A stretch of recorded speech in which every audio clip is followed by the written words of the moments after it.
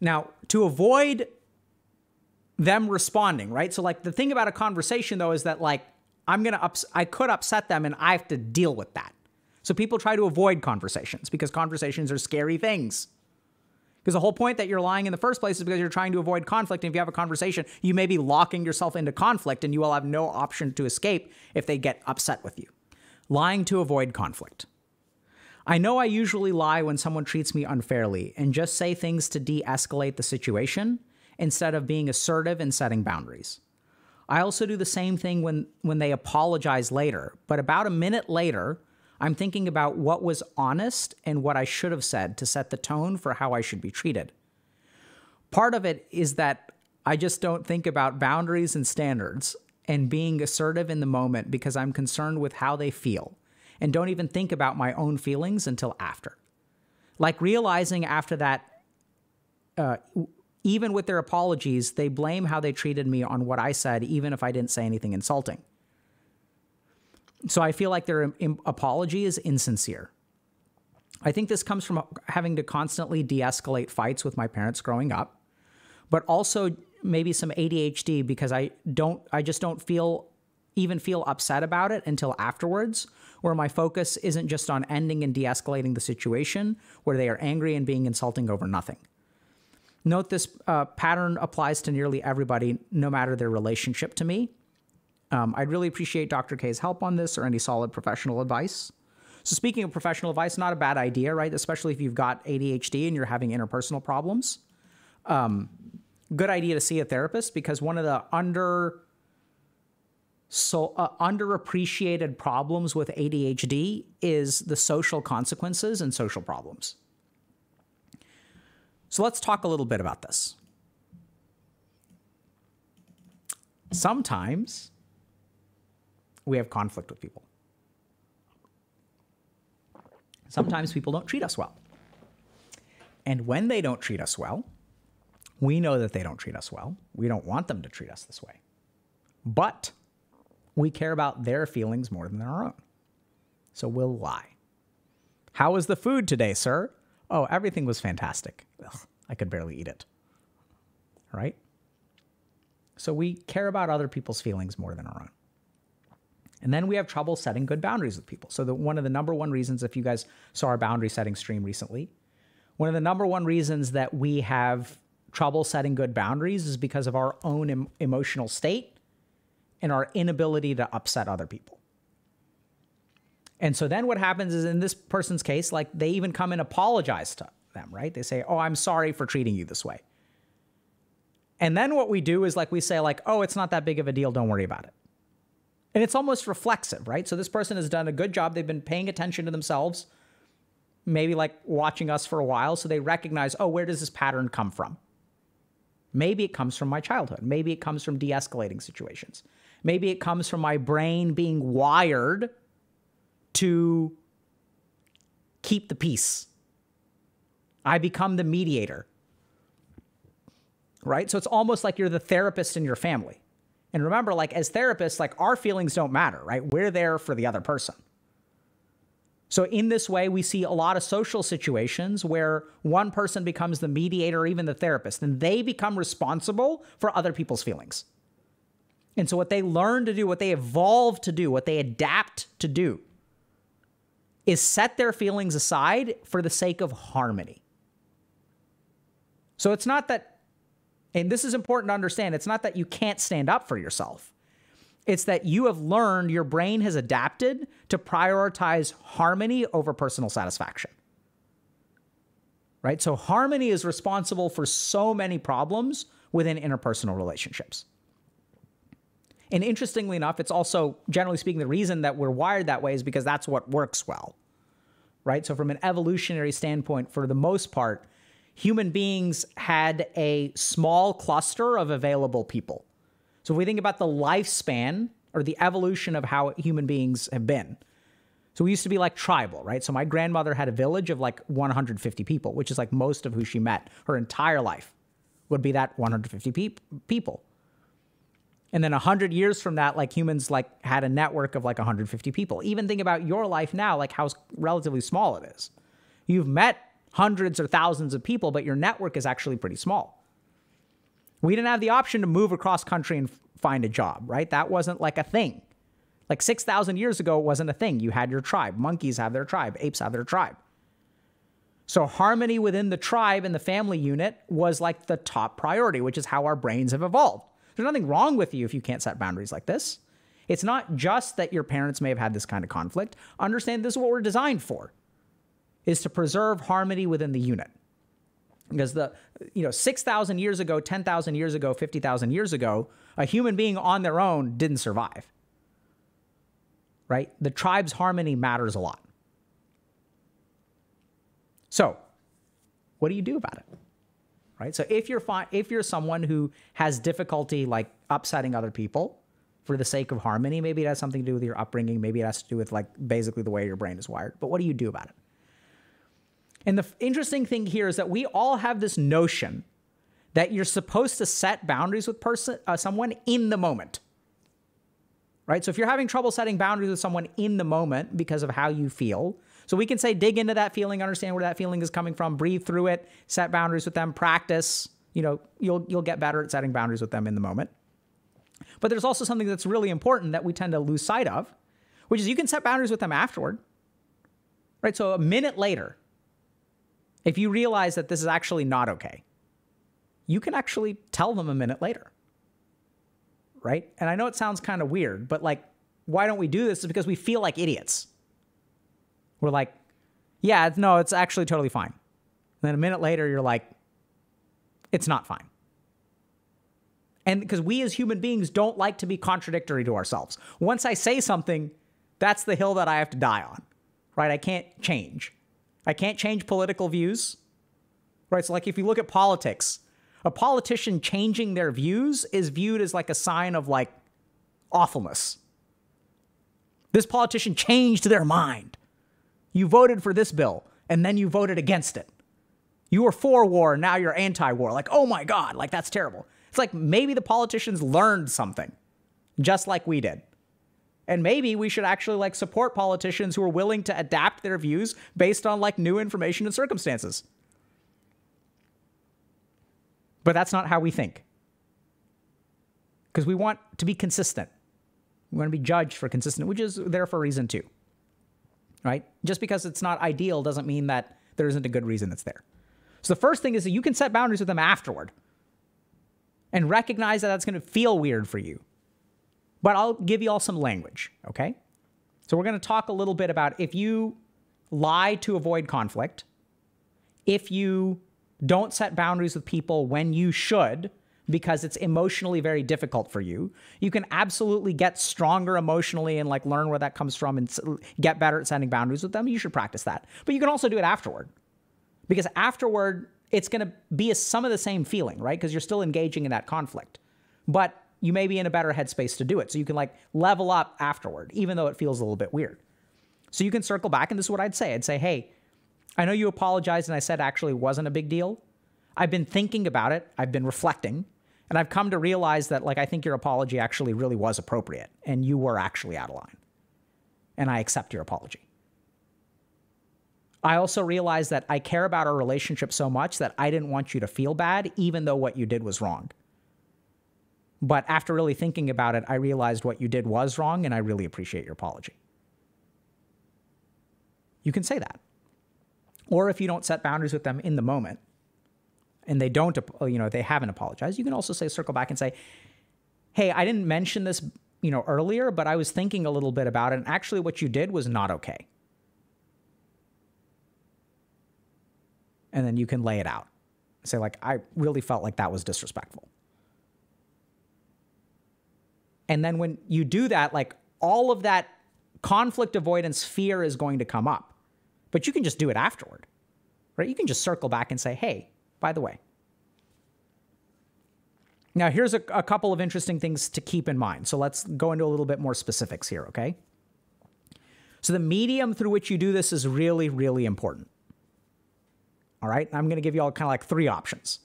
So there's conversation, there's text message, and there's email, this archaic thing, this relic of a long past age, or writing a letter, right? So there's like written communication, there's text, and there's conversation. So a lot of people may be very, very avoidant of conversation. I think ideally conversation is the best. But the whole point is that you may lose your courage if you try to have a conversation, right? Or fax or carrier pigeon, both good options. Writing a letter, hand-delivered note, engraved plaque. These are all options as well. Chiseled stone. Alphabet soup arranged lovingly and glued to a piece of construction paper. All excellent options. Right? Baking a birthday cake with a message on it that says F you. All good options. All good cuneiform tablets. Right? So these are all good options of communication. Yeah, cutting letters out of a newspaper. Sure. Fish in the bed sometimes works well to send a message and convey your thoughts and feelings. So here are a couple things to remember. So what a lot of people will do is they'll want to send like a DM or text message or message someone on Discord or whatever, okay? Now, why do people want to do that? Because it's like less scary than confronting someone directly. Right? So ideally, you want to do this in a conversation. Why do you want to do it in conversation? So that if there's any kind of response, you can talk it through, right? So you're not like leaving someone with just one communication. Presumably, they'll respond, and you'll like open up the issue and close it at the same time, hopefully. That's the advantage of conversation.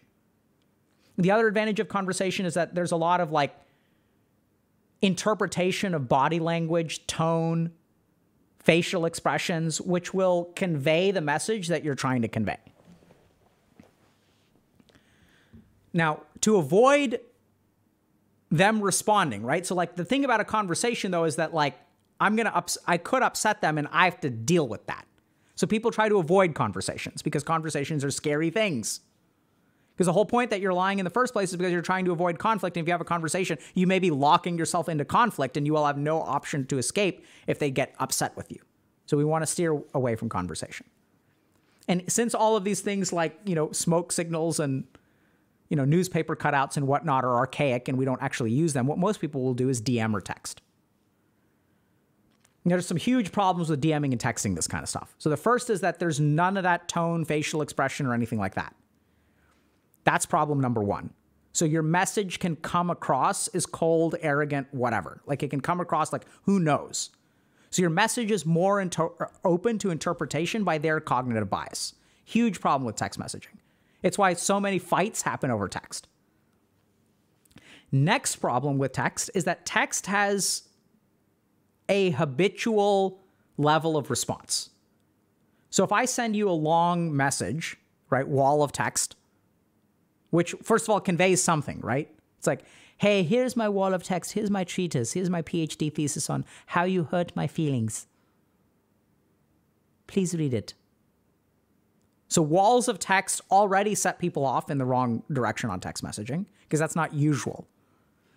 The second thing is that it's so easy to instinctively and like shallowly respond to a text. So if I send you a wall of text, hey, what you did last weekend was really not appropriate. I know I said it wasn't a big deal and that you apologized and I said you didn't need to apologize. After thinking about it, I really do appreciate that you apologize. I think the apology was necessary and appropriate and I accept it. And what you did was really out of line. Thank you for apologizing. What kind of text message are you going to get back? So let's put ourselves in the shoes of the person who gets that. How are they going to feel? They're going to feel bad. They're going to feel attacked. They're going to feel held accountable. And so what kind of text message do you fire off? Right? Beautiful. NP. Okay. Yeah, whatevs, bro. Cool. Thumbs up. Eggplant emoji. Right? Now, how is that? How does it feel to receive that after a wall of text?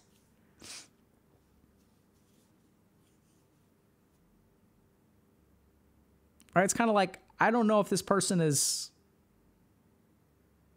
understanding. So now what you've done, like your conflict avoidance, you've sent a text message and you've gotten some like surface level, shallow response. And then what do you do? Like, do you,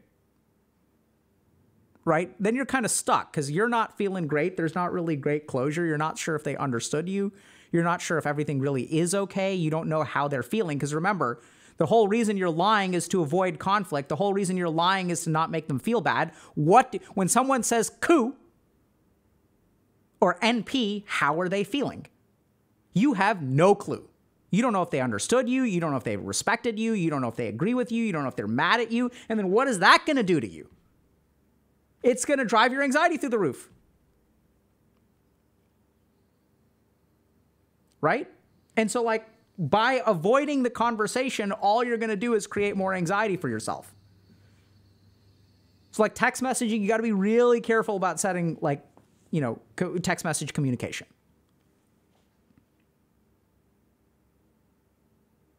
So that's where, like, you can, you know, tunnel down. Like, and if you're lucky, they're going to, like, think about it and send you a substantive response as well.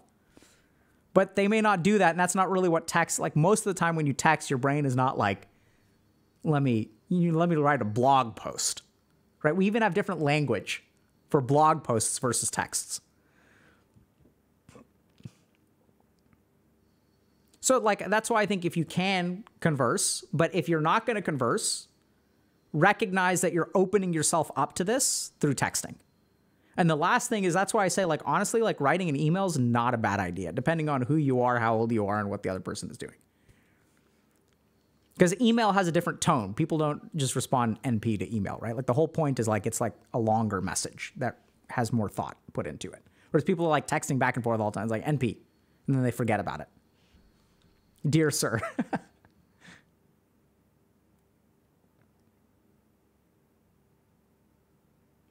Right? So it's very common that we let people walk all over us because we're afraid of how they're going to respond if we set boundaries. And then we think that the only time we can set boundaries is in the moment. And then a minute later, we're like, ugh. You can actually go back and tell them a minute later. You can say, actually, by the way, I've been thinking about it. I reflected on it. And then lay your boundary with them. Be careful about how you lay it. Conversations are ideal, even though they may be the scariest. But remember that just because it's scary, that can actually be a point in your favor because you're learning to tolerate, you're creating that situation, which lying causes you to avoid, right? So you're jumping into that cold water when you do that sort of thing, which is exactly what you need to do. And that's why we sort of sometimes default to text messaging, but think it through a little bit and then sort of decide what feels right to you. You can even send a text message and say, hey, I wanted to let you know this. I'd appreciate if we could talk about it. Like, please think about what I had to say, and I'd love to hear your opinion. Right? Make sense? Questions? Yeah, so someone else is saying, it's so worrying getting a text saying, are you free to talk? That's why I'm saying you should let them know what the conversation is and then invite them to have a conversation. Don't be like, hey, we need to talk. And it's like the other person's like, then they're going to come in paranoid, right? So you want to let them know what's going on. Say, hey, I'd really appreciate it if we could talk about it. So they have time to settle their own feelings. They're going to come to the conversation more calm and prepared. You're going to come to the conversation calm and prepared, and then you'll have more likely to have a successful conversation.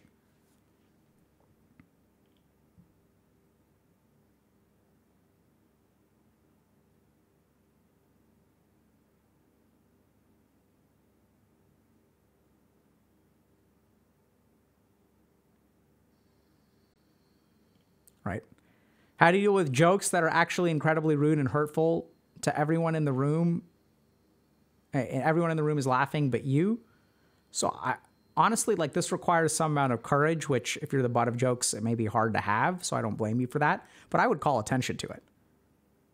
Right? So I would just say straight up, I know all y'all are laughing. Do you see me laughing? I don't think this is funny. They will shut the fuck up if you say that. Say it exactly like that. I understand that y'all think it's funny. I'm not laughing. I don't think it's funny. It will kill the mood instantly. People will stop fucking with you. Y'all understand that? right? So you don't have to attack them. You just call attention to it. So this is where, like, and if you guys are wondering, this is going to be kind of weird.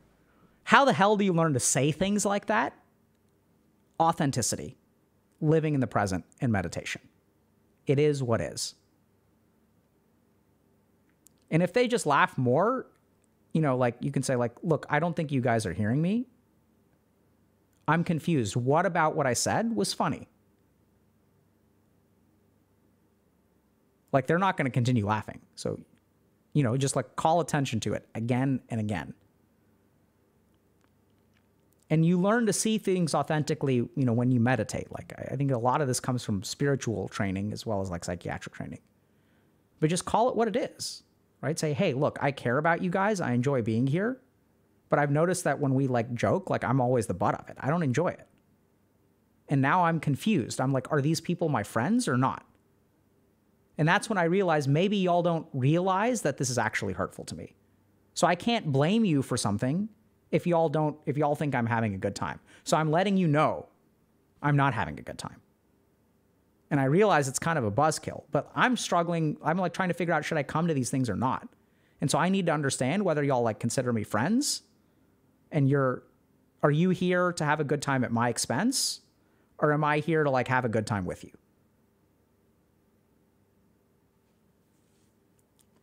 And sometimes people can't tolerate it. Like they can't handle the heat and they'll never invite you again, which is actually totally fine. So when it comes to like lying to avoid conflict, you're going to select and shape your relationships. So if you don't ever tell anyone that what they're doing is hurtful to you, it's not that you're just going to find assholes who will like walk all over you. What you're going to do is create people who don't respect your boundaries because they don't know it's a real boundary. And as you call attention to it, some people can't engage in that level of conversation. And then like those are not people that you know, if you're friends with those people who can't engage in conversation, who can't modify their behavior, who don't take you seriously, then like that's going to be the relationship that you're signing up for. Some people can handle it and some people can't. And sometimes you have to model that because people don't talk like that, right? So if you say something like that, no one is going to know what the hell to say. Someone is going to feel awkward. They're like, my bad, I didn't realize. You're like, I really appreciate that. Thank you. Right? Sorry for killing the mood. I don't know how to get it back, but I really had to say that. You can kind of acknowledge that.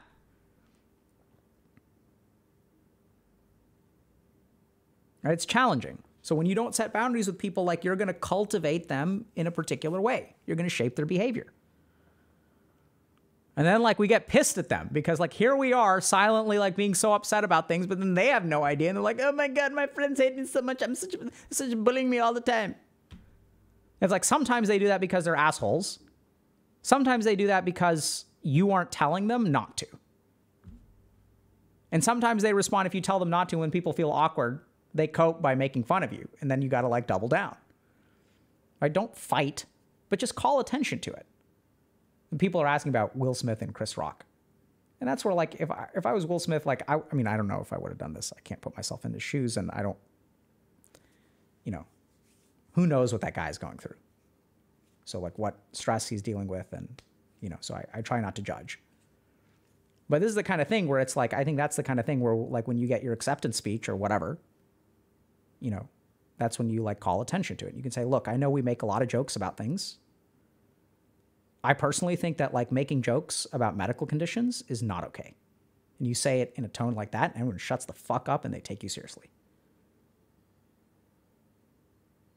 Right? And like, this is the problem is like alopecia is an autoimmune disease. We live in a society where so much of our self-worth, especially if you're a woman, is based on your appearance. And I get that as comedians, like we poke fun at like things that are true, right? That's part of the way that we deal with it, but I don't think it's okay.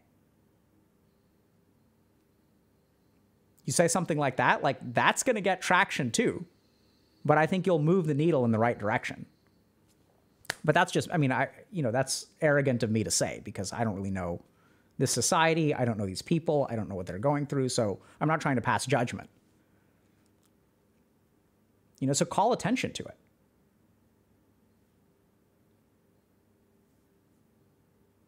right? Like point out what's going on